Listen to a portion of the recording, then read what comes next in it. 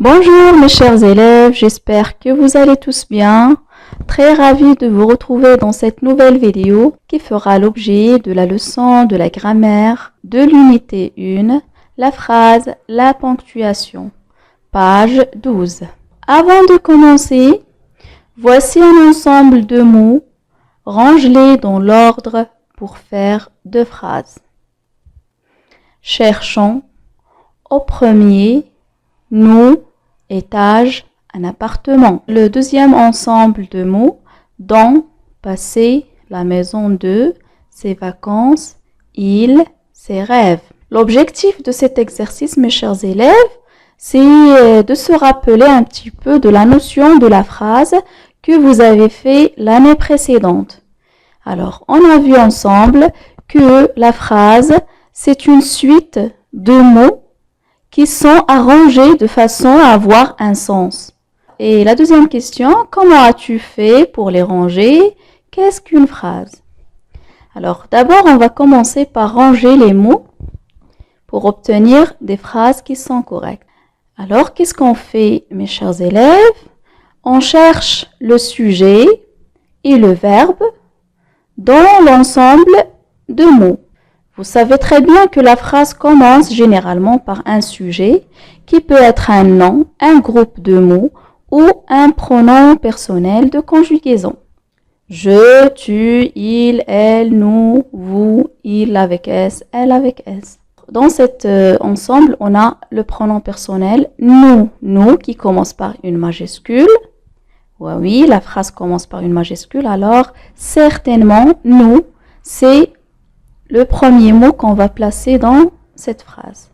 Nous, on va chercher tout de suite le verbe qui lui convient. Oui, cherchons, c'est le verbe chercher conjugué au présent. Vous voyez la terminaison ONS. Alors, nous cherchons quoi? Alors, avec le verbe chercher, on cherche toujours quelque chose, quelqu'un. Alors, il nous faut un autre mot pour répondre à cette question. Nous cherchons quoi? Un appartement. Voilà, nous cherchons un appartement. Quel appartement exactement? Celui qui se trouve au premier étage. Voilà, c'est comme ça on va ranger la phrase. Et ça va donner, nous cherchons un appartement au premier étage. Bien sûr, qu'est-ce qu'on doit ajouter? Un point à la fin de la phrase. Le deuxième ensemble de mots, c'est dans, passé, la maison de, ses vacances, il, ses rêves. Vous voyez ici encore qu'on a il qui commence par une majuscule. Alors, on va le placer au début de la phrase. Il, on va chercher le verbe. Voilà, c'est passer. Passer, c'est le verbe passer, conjugué à l'imparfait. Vous avez remarqué certainement la terminaison de l'imparfait, A-I-T. Alors, il passait quoi? Ses vacances. Il passait ses vacances où? Dans la maison de ses rêves. Voilà. Ici, on précise de quelle maison s'agit-il. Une maison de ses rêves. La maison de ses rêves. Et la phrase devient, mes chers élèves, il passait ses vacances dans la maison de ses rêves. Bien sûr, on doit ajouter un point à la fin. Comment as-tu fait pour les ranger? Qu'est-ce qu'une phrase? Alors, dans cette question, mes chers élèves, vous allez expliciter la méthode que vous avez suivie pour ranger ces mots-là. Alors, on peut dire que pour ranger les mots, on cherche l'action, le verbe, d'accord? L'action, ça veut dire le verbe, celui qui a fait l'action, qui est le sujet, et enfin les éléments qui vont apporter plus d'informations à la phrase. Voilà, c'est comme ça, on range les mots pour obtenir une phrase. Et qu'est-ce qu'une phrase? Vous l'avez vu l'année précédente. La phrase est une suite de mots qui a un sens. Elle commence par une majuscule et se termine par un point, généralement. Voilà, on passe maintenant à j'observe et j'élabore pour entrer dans le cours. On va lire tout d'abord le texte, puis on va essayer de répondre ensemble aux questions. Tu te rappelles, Sarah, nos parties de pêche pendant les vacances? Toute la famille était au bord de la rivière, papa, maman, cousin, Amine et tous les autres. Quelle joie d'être ensemble! La pêche était magnifique. On va expliquer un petit peu le texte pour entamer les questions. Alors, tu te rappelles, Sarah, c'est quelqu'un qui adresse la parole à une fille qui s'appelle Sarah. Elle lui dit s'il se rappelle, s'il se souvient des parties de pêche qu'ils font pendant les vacances. Alors, les parties de pêche, c'est le fait d'aller au bord de la rivière et pêcher les poissons. C'est une activité que la plupart des gens qui ont une rivière auprès d'eux aiment pratiquer. Toute la famille allait à ces parties de pêche. Quelle joie d'être ensemble! La pêche était magnifique. Maintenant, on passe aux questions. Alors, c'est la première question. Lis ce texte. Combien y a-t-il de phrases? Alors, on va essayer de compter le nombre de phrases qui sont dans ce texte. Voilà, la première phrase. Tu te rappelles, Sarah, nos parties de pêche pendant les vacances? Là, la phrase est terminée. C'est bon, j'attends pas une autre information. C'est correct, la phrase, elle a un sens. Voilà. La deuxième phrase, c'est toute la famille était au bord de la rivière, papa, maman, cousin, Amine et tous les autres. Là, la phrase se termine ici. La troisième phrase, c'est quelle joie d'être ensemble. La pêche était magnifique, c'est la quatrième phrase. Dans ce texte, il y a 4 phrases. Deuxième question. Qu'indiquent les signes en vert? À la fin de chaque phrase, on trouve des signes qui sont en vert. Ces signes-là indiquent la fin de la phrase. À la fin de chaque phrase, je trouve un signe qui est en vert. Où les trouve-t-on? Comment les appelle-t-on? Alors, ces signes-là, comme vous l'avez remarqué, se trouvent à la fin de la phrase et on les appelle les signes de ponctuation. Ce sont des signes qui donnent un sens au texte et qui nous aident vraiment à bien lire un texte et à bien comprendre ce texte. La quatrième question, quels autres points peut-on trouver à la fin d'une phrase? Oui, on peut trouver le point virgule ou les points de suspension aussi. Maintenant, on va voir « Je retiens ». Qu'est-ce que vous devez retenir de ce cours, mes chers élèves? Déjà, la définition de la phrase. Une phrase est une suite de mots en ordre qui a un sens. À l'écrit, elle commence toujours par une majuscule. Lorsque j'écris une phrase, je dois la commencer par une majuscule. Sinon, ça serait une faute. Et bien sûr, il doit se terminer aussi par un point. La phrase la plus courte ne comporte qu'un mot. Remarquez ici qu'il y a des phrases qui sont vraiment courtes, comme « silence »,« chut »,« sortez ». À l'écrit, une phrase se termine toujours par une ponctuation forte. On va voir tout de suite quelles sont les ponctuations fortes. On trouve un point. Exemple, j'étais très jeune. Il se trouve généralement à la fin d'une phrase qui me donne une affirmation. Un point d'interrogation, je le trouve généralement à la fin d'une phrase d'une question. Que remarques-tu? Et un point d'exclamation, c'est un point pour indiquer un cri, ou bien un étonnement, ou bien une exclamation, ou bien un ordre, ou bien un conseil. Les points de suspension indiquent généralement une liste qui est laissée volontairement incomplète. Ici, par exemple, il part. On passe maintenant à « Je m'entraîne ». Le premier exercice souligne seulement les suites de mots qui sont des phrases. On va lire la phrase et on va voir est-ce que cette phrase-là a un sens. On commence par la première phrase. Le vieil homme appela ses enfants. Le vieil homme, c'est le sujet.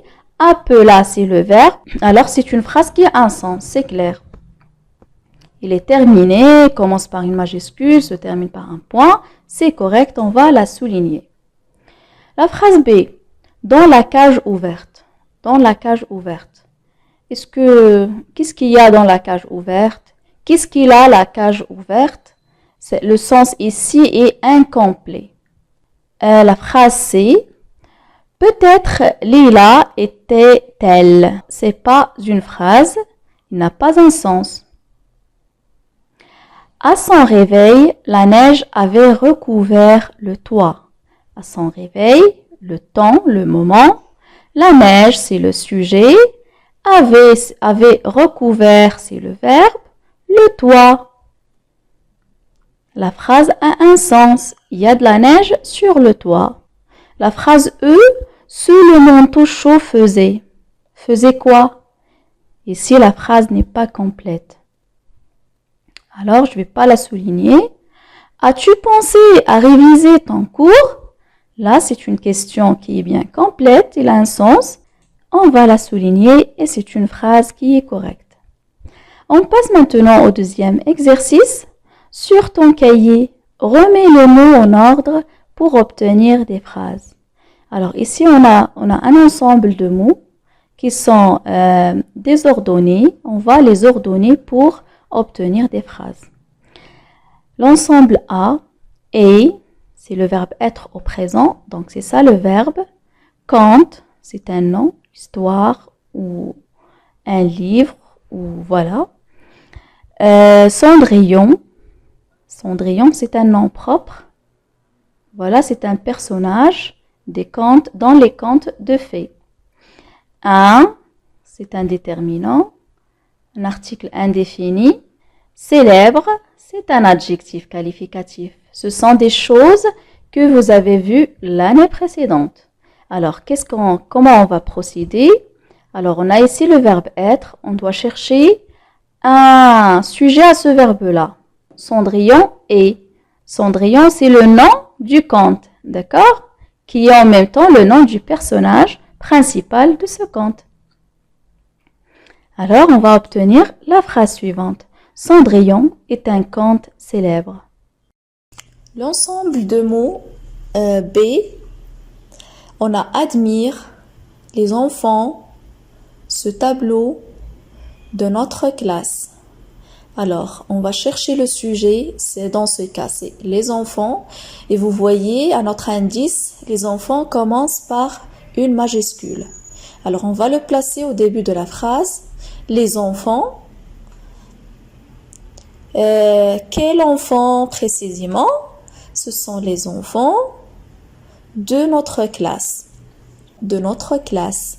Alors, la phrase devient les enfants de notre classe admirent ce tableau. La phrase c'est n'avons plus, nous, peur du noir. Alors, comme la phrase précédente, on va chercher le début de la phrase. Ici, c'est le pronom personnel nous. Nous. N'avons, c'est ça le verbe. Avant, c'est le verbe avoir conjugué au présent. Alors, on dit nous n'avons plus. Alors, ça, c'est le verbe. Il doit être entre l'expression de la négation. Ne plus dans ce cas. Nous n'avons plus quoi? Peur. Nous n'avons plus peur de quoi? Du noir. Voilà, c'est la phrase correcte. Nous n'avons plus peur du noir. On passe maintenant à l'exercice numéro 3. ajoute un point ou un point d'interrogation. La phrase A. Que penses-tu de la fin de ce film? Vous remarquez ici que le sujet est placé après le verbe et qu'on a aussi une expression qu'on utilise pour poser une question. Que fais-tu? Que manges-tu? Que rêves-tu? Voilà. Donc, cette phrase-là, c'est une phrase interrogative qui se termine par un point d'interrogation. C'est une question. La phrase B, nous nous dirigeons vers la sortie. Il nous informe qu'il se dirige vers la sortie. C'est une phrase qui doit se terminer par un point. Avez-vous trouvé vos clés? Et si encore vous voyez que le sujet, qui est ici un pronom personnel de conjugaison, vient après le verbe, automatiquement, cette phrase-là, c'est une question. Elle doit se terminer par un point d'interrogation. La phrase D, est-ce que, ça c'est clair, avec l'expression est-ce que, c'est toujours un point d'interrogation. Est-ce que tu as vu ce film? Oui. L'auteur éprouve de la joie en se rappelant sa maison d'enfance. Il ne s'agit pas d'une question, donc il doit se terminer par un point. Complète ces phrases avec un point d'interrogation ou un point d'exclamation. Rappelez bien qu'on a dit que un point d'interrogation se place toujours à la fin d'une phrase où l'on pose une question, alors que le point d'exclamation, c'est un point qu'on met à la fin d'une phrase pour indiquer un cri, un étonnement, une exclamation, un ordre ou bien un conseil. La phrase A, quel bel exploit! Voyez, il est précédé par quelle. Quelle jolie voiture! Je marque mon étonnement. D'accord? La phrase B, quelle heure est-il? Je demande l'heure. Alors ça, c'est une question. Silence! Ça, c'est un cri. Lorsque les élèves font beaucoup de bruit en classe, qu'est-ce qu'il dit la maîtresse? Silence! Voilà. La phrase D, cette classe est-elle spacieuse? C'est une question. Vous voyez, toujours, il y a un pronom personnel de conjugaison qui est placé après le verbe. Voilà, mes chers élèves, c'est tout pour les exercices pour s'entraîner. J'espère que vous avez compris un petit peu la leçon. N'hésitez pas à me poser des questions en commentaire. J'ai tout le plaisir de vous répondre. Merci de votre attention. À très bientôt, Inch'Allah.